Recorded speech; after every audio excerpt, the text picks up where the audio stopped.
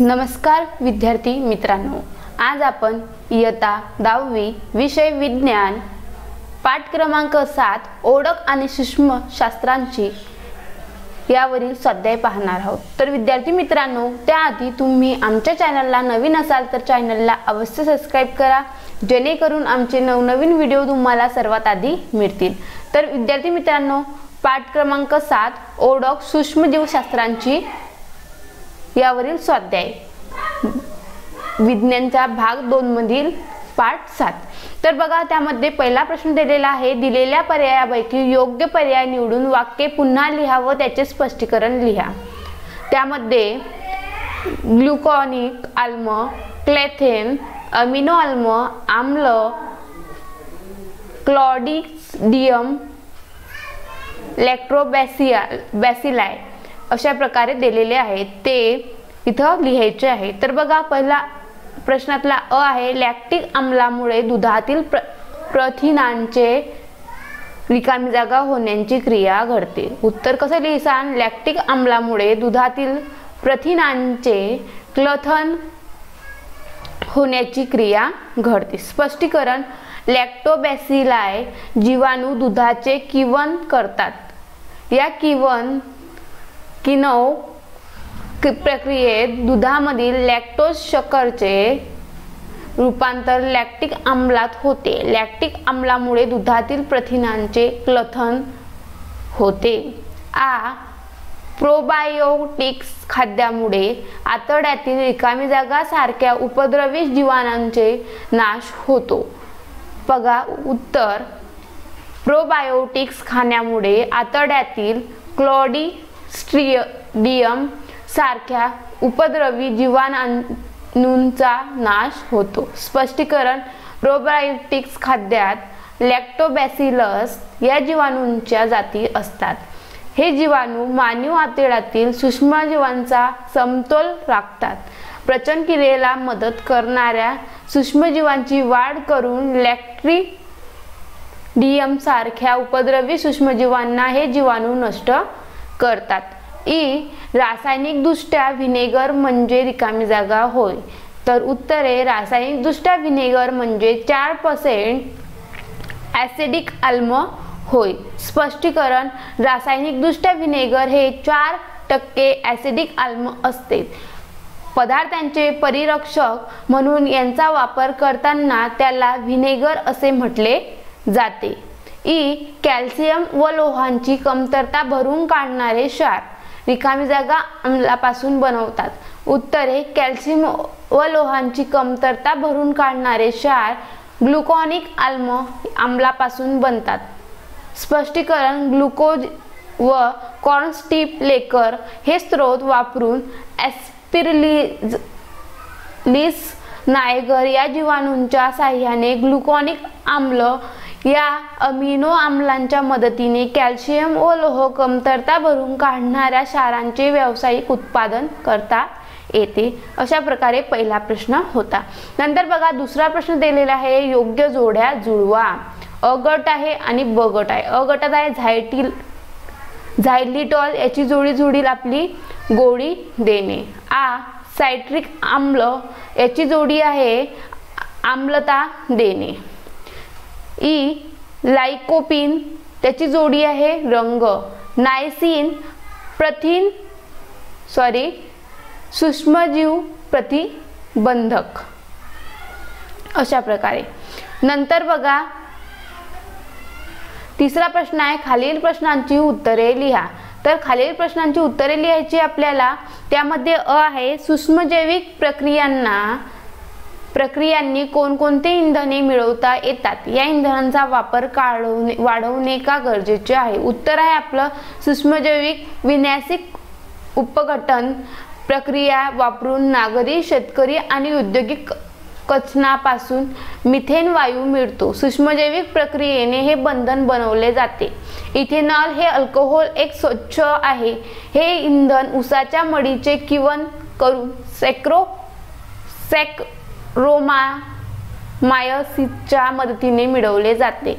पाण्याचे जैविक प्रकाश अपघटन या प्रक्रियेतून जीवाणू प्रकाशीय क्षपन करतात। त्यावेळी मुक्त झालेला हायड्रोजन वायू इंधन म्हणून वापरला जातो. सूक्ष्मजैविक प्रक्रियांनी तयार केलेले इंधन वापरणे गरजेचे आहे, कारण पारंपरिक इंधने काही कालावधीनंतर संपतील. तसेच या जीवाश्म इंधनांनी हवा प्रदूषण होते.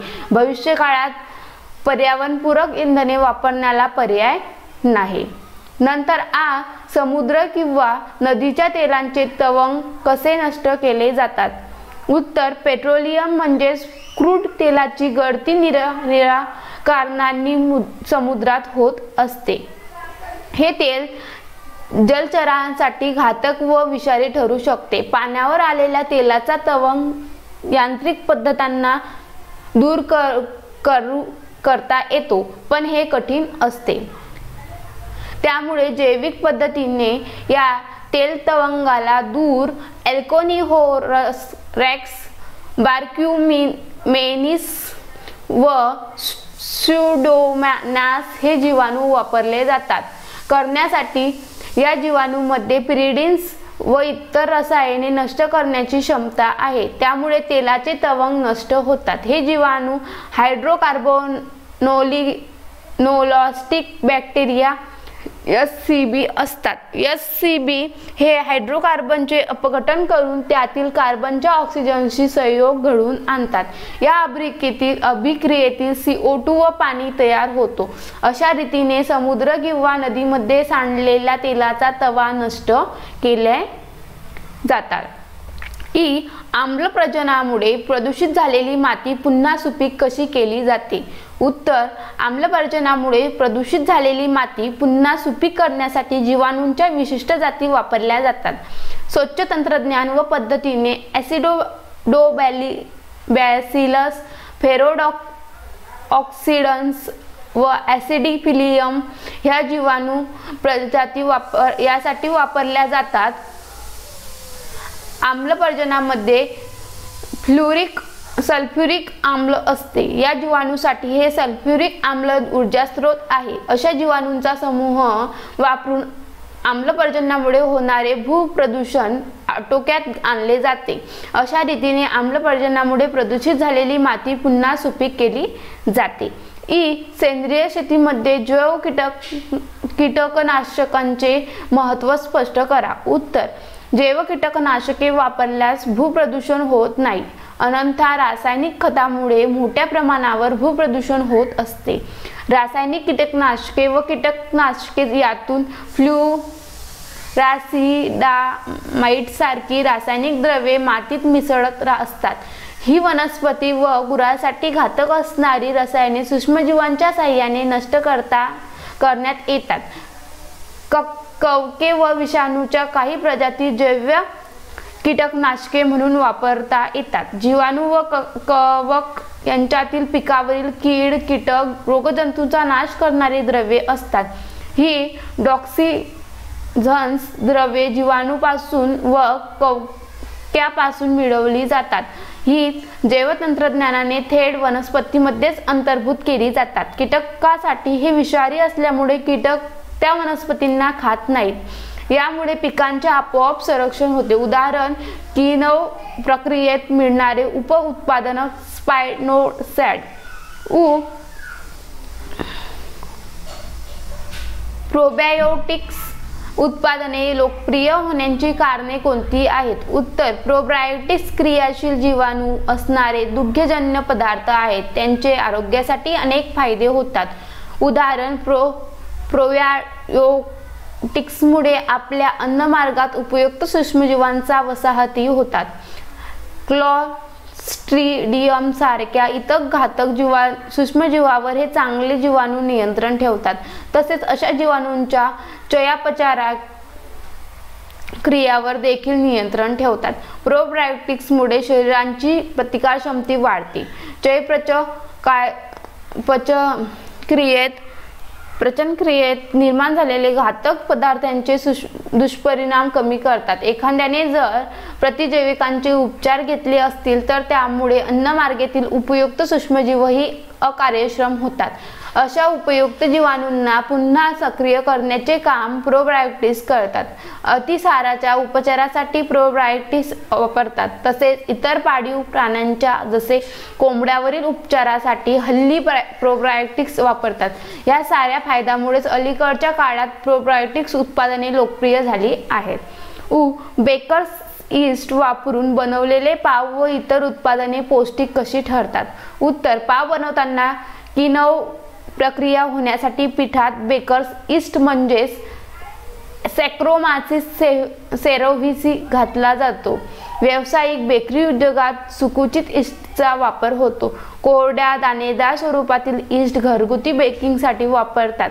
व्यावसायिक उपयोगासाठी ईस्ट वापरून बनवलेले पिठामध्ये कार्बोदके, मेद, प्रथिने, विविध जीवनसत्वे व खनिजे असे उपयुक्त घटक असतात. त्यात ऊर्जाही जास्त असते. त्यात किण्वनामुळे पौष्टिकता देखील निर्माण होते. त्यामुळे अशा पिठापासून बनवलेले पदार्थ, पाव व इतर उत्पादने पौष्टिक ठरतात. घरातील कचऱ्याचे विघटन व्यवस्थित होण्यासाठी कोणती खबरदारी घेणे आवश्यक आहे? उत्तर: घरातील कचऱ्यात जैवविघटनशील असे आणि अजैवविघटनशील असे दोन्ही प्रकारचे पदार्थ असू शकतात. यातील जैवविघटनशील कचरा कुचला जाऊन त्यापासून विघटनाने असेंद्रिय घटक पुन्हा तयार होतात. परंतु अजैविक व विघटनशील पदार्थ वेगळे काढून ते पुनर्वापर किंवा पुनर्चक्रीकरण करण्यासाठी पाठवता येतील. याला सुका कचरा आणि ओला कचरा असेही म्हटले जाते. मात्र हे दोन्ही निरनिराळे साठवणे आवश्यक आहे. ओल्या कचऱ्याचे घरातल्या घरात देखील विघटन करता येते. त्यासाठी एखाद्या कुंडीत किंवा टाकीत ओला कचरा कंपोस्ट करण्यासाठी ठेवावा. त्यावर एखाद्या मातीचा पातळ थर टाकावा. हवा खेळती राहील अशा ठिकाणी ही कंपोस्ट कुंडी ठेवता येते. घरातील विघटनशील कचऱ्यात प्लास्टिकच्या वस्तू, काचा वास्तू, धातूंच्या वस्तू किंवा औषधे, ई-वेस्ट या वस्तूंचा समावेश कधीही नसावा. विषारी पदार्थ, कीटकनाशक द्रव्ये यामुळे विघटन योग्यरित्या होणार नाही. तसेच आम्लता असलेल्या पदार्थांनी देखील विघटन प्रक्रियेला बाधा येते. त्यामुळे घरातील कचरा विघटन करताना योग्य ती खबरदारी घेणे आवश्यक आहे. प्लास्टिक पिशव्या वापरण्यासाठी बंदी घालणे का गरजेचे आहे? उत्तर: प्लास्टिक ह्या अविघटनशील पदार्थ आहे. त्यातील असेंद्रिय घटक निसर्गाकडे पुन्हा जाण्यासाठी खूपच वर्ष लागतात. शेकडो वर्ष प्लास्टिक तसेच पडून राहते. त्यामुळे प्लास्टिकने घनकचरा प्रदूषण होते. प्लास्टिक जाळल्यास विषारी वायूने हवा प्रदूषण होते. विशेषतः ज्यावेळी प्लास्टिक कसेही आणि कुठेही फेकले जाते तेव्हा त्यांचे गंभीर दुष्परिणाम होतात. जर प्लास्टिकच्या टाकाऊ वस्तू भूमिभरण क्षेत्रात टाकल्या तर तिथे होणाऱ्या विघटन प्रक्रियेवर विपरीत परिणाम होतो. जर या वस्तू पाण्यात टाकल्या तर तिथे जलचरांना हानी पोहोचू शकते. विशेषतः प्लास्टिक पिशव्यांचा वापर अतिशय हलगर्जीपणे आणि खूप जास्त प्रमाणात केला जातो. गाई-गुरांच्या पोटात प्लास्टिक जाऊन ती मृत्युमुखी पडतात. पावसाच्या काळात गटारे प्लास्टिकच्या पिशव्यांनी तुंबून शहरे जलमय होतात. मासेमारी करणाऱ्या मच्छीमारांच्या जाळ्यात आता निम्म्याहून जास्त प्लास्टिकच्या पिशव्याच येतात. हे सत्य आहे. जोपर्यंत लोक आपली मानसिकता बदलत नाहीत तोवर हे प्लास्टिकचे दुष्परिणाम संपूर्ण पर्यावरणाला सोसावे लागतात. कापडी पिशव्या व प्लास्टिकच्या पिशव्यांना चांगला पर्याय आहे. हे सर्व लक्षात घेतल्यास प्लास्टिकच्या पिशवीवर बंदी येणे योग्यच आहे, हे गरजेचे आहे. अशा प्रकारे 3. पुढील संकल्पना चित्र पूर्ण करा. एक संकल्पना चित्र दिलेलं आहे, ते पूर्ण करायचं आहे. प्रक्रियेनंतर मिळणारे सांडपाणी, स्वच्छता, बायोगॅस संयंत्रात वापर, निर्धोक पाणी, गाळांचा खत म्हणून वापर. 5. शास्त्रीय कारणे लिहा. बघा, औद्योगिक सूक्ष्मजीवशास्त्रात उत्परिवर्तित प्रजातीचा वापर वाढला आहे. उत्तर: औद्योगिक सूक्ष्मजीवशास्त्र या शास्त्रात जैव तंत्रज्ञानाचा ढला आहे. ती वापरून अनेकविध फायदे देणाऱ्या प्रजातीचा उपयोग करण्यात येतो. उत्परिवर्तित जाती आणि जनुके अभियांत्रिकीने बनवलेल्या प्रजाती वापरल्या किंवा उत्पादनात भरीव वाढ होते. प्रतिजीवके, जीवनसत्त्वे, अमिनो आम्ले, विकरे अशा निरनिराळ्या उत्पादनात उत्परिवर्तित प्रजातीचा वापर करता येतो. कचरा व्यवस्थापन व प्रदूषण नियंत्रण असे पर्यावरणाचे काही प्रश्न असे सूक्ष्मजीव वापरून सोडवले जातात. शेतीमधील देखील बीटी प्रकारच्या जाती याच पद्धतीने तयार केल्या जातात. या सर्व कारणांसाठी औद्योगिक सूक्ष्मजीवशास्त्रात परिवर्तित प्रजातींचा वापर वाढला आहे. डिट्स मध्ये सूक्ष्मजीविके प्रक्रियेने मिळवलेले विकर मिसळतात. उत्तर टीडर्स मध्ये सूक्ष्मजीविके विकरे मिसळल्याने त्याचे कार्य अधिक क्षमतेने होते. कपड्यातील मळ काढण्यासाठी प्रक्रिया कमी तापमानालाही घडून येते, म्हणून टीडर्स मध्ये सूक्ष्मजीविके प्रक्रियेने मिळवलेले विकर मिसळतात. रसायन उद्योगात रासायनिक उत्प्रेरकांऐवजी सूक्ष्मजीवक विकरे वापरली जातात. उत्तर सूक्ष्मजीविक विकरे वापरल्याने ऊर्जा बचत होते, तसेच महागड्या क्षरणरोधक उपकरणांची गरज भासत नाही. ही विकरे कमी तापमानात पीएच व दाब अशा परिस्थितीत देखील काम करू शकतात. सूक्ष्मजीविक विकरे वापरून केलेल्या अभिक्रियात अनावश्यक उत्पादिते बनवत नाहीत. शुद्धीकरणाचा खर्च कमी होतो. सूक्ष्मजीविक विकरांच्या अभिक्रियेमध्ये टाकाऊ पदार्थांचे उत्सर्जन व त्यांचे विघटन टाळले जाते. तसेच विकारांचा पुनर्वापरही करता येतो, म्हणून सूक्ष्मजीविक विकरे पर्यावरणास्नेही देखील ठरतात. 6. उपयोगांच्या अनुषंगाने पुढील संकल्पना चित्र पूर्ण करा. झॅन्थॉन्डिंग उंच प्रतीचा कागद, टूथपेस्ट, रंग, खत, तणनाशक, वस्त्रांचे रंग अशा प्रकारे. नंतर आहे पर्यावरण व्यवस्थापनासंदर्भात पुढील संकल्पना व चित्र पूर्ण करा. सूक्ष्मजीव, जैविक कीटकनाशके, जैविक सरोप, तेलगळती, जैव इंधने, सांडपाणी व्यवस्थापन, बायोगॅस व कंपोस्टिंग, भूमी भरण. 8. खालील प्रश्नांची उत्तरे लिहा. कंपोस्ट खत निर्मितीत सूक्ष्मजीवांची भूमिका काय आहे? उत्तर सूक्ष्मजीव सेंद्रिय पदार्थांचे नैसर्गिकरित्या विघटन म्हणून घडवून आणतात. नैसर्गिक विघटन होत असताना अनेक जीवाणू आणि कवक प्रजाती या पदार्थापासून मूळ घटक पुन्हा निसर्गात पाठवतात. कंपोस्ट खत अशा रीतीनेच पुन्हा चक्रीकरणाने बनते.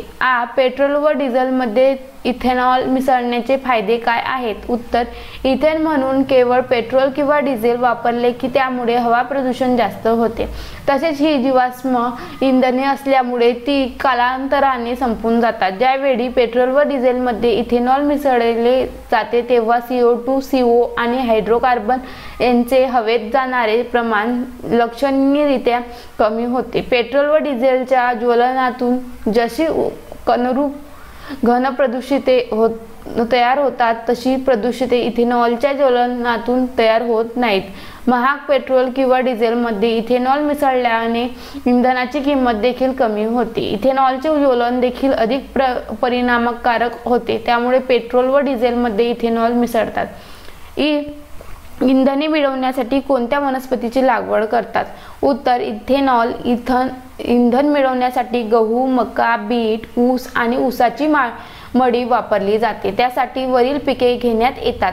बायोडिझेल इंधनासाठी सोयाबीन, रॅपसीड, जॅट्रोपा, महुआ, मोहरी, अळशी, सूर्यफूल, पाम, ताग आणि काही प्रकारची शैवाल यांची लागवड केली जाते. जैव वस्तुमानापासून बायोमास कोणती इंधने मिळवतात? उत्तर जैव वस्तुमानापासून मुख्यतः बायोगॅस आणि बायोडिझेल ही इंधने मिळवतात. बायोगॅस उत्पादनात गाई गुरांच्या शेणापासून मिथेन वायूची निर्मिती केली जाते. मिथेन वायूचे द्रव्यात रूपांतर करून मिथेनॉल बनवता येते. इथेनॉल हे इंधन ऊसाच्या मळीपासून काढले जाते. तसेच काही पिकापासून देखील ते बनवले जाते. प्रगत देशात अशा वनस्पतीची लागवड करून जैव इंधन बनवण्याचे उत्पन्न करण्यात येतात. पाव जाळीदार कसा बनतो? उत्तर, पावासाठी पीठ भिजवताना त्यात पाणी, मीठ किंवा बेकर इस्ट म्हणजेच सॅक्रोरोमाइस सेरिव्हिसी घालतात. इस्टमुळे पिठातील कबोदकांचे किण्वन होते. पिठातील शर्करेचे रूपांतर कार्बन डायऑक्साइड व इथेनॉलमध्ये होते. पिठात CO2 निर्माण झाल्यामुळे पीठ फुगते. जसे पीठ भाजल्यानंतर हा CO2 बाहेर पडून पाव जाळीदार होतो. अशा प्रकारे.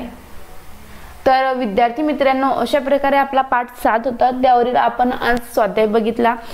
तुम्हाला व्हिडिओ नक्कीच आवडला असेल. व्हिडिओ आवडला असेल तर व्हिडिओला लाईक करा आणि चॅनलला सबस्क्राईब करायची विसरू नका, जेणेकरून आमचे नवनवीन व्हिडिओ तुम्हाला सर्वात आधी मिळतील. भेटूया पुढच्या व्हिडिओमध्ये. तोपर्यंत बाय बाय.